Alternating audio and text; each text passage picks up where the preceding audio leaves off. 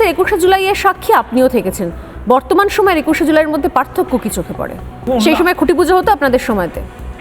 খুঁটি পুজো, অ্যাকচুয়ালি খুঁটি পুজোটা শুরু হয়েছিল ওই যারা প্যান্ডেল করতো তাদের তো প্যান্ডেলের কাঠামো তৈরি করতে হতো, ফলে তারা একটা ওই বাঁশ পুঁতে কোনো রকম করে পুজো টুজো করে করতো, সেটা তাদের এরকম নিয়ম ছিল। কিন্তু খুঁটি পুজোটাকে উৎসবের স্তরে তারাই নিয়ে গেছেন। ইনফ্যাক্ট এদের তো ইতিহাস জানারও ইচ্ছে নেই। আপনি ওখানে যতজন উপস্থিত ছিল তার মধ্যে হাতে গোনা কয়েকজনকে জিজ্ঞেস করবেন, তারা ইতিহাস বলতে পারবে না যে কেন 21শে জুলাই পালন করা হচ্ছে।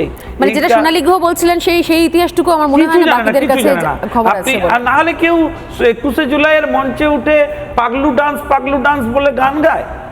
ব্রিগেডে 2011-র পরে 21শে জুলাই পালন হচ্ছে, পাগলু ডান্স হচ্ছে তার কাছে প্রধান। এই যে টলিগঞ্জের সব একাধিক এখন নেতা নেত্রী তৃণমূল কংগ্রেসের রয়েছে, তাদের জিজ্ঞেস করবেন যে কেন 21শে জুলাই পালন হচ্ছে, এই একজনও বলতে পারবে না। আর নিচে যদি জিজ্ঞেস করেন বলবে আজকে আমাদের অমুক উৎসব, কালকে তমুক উৎসব, আমরা পার্টি করতে এসেছি।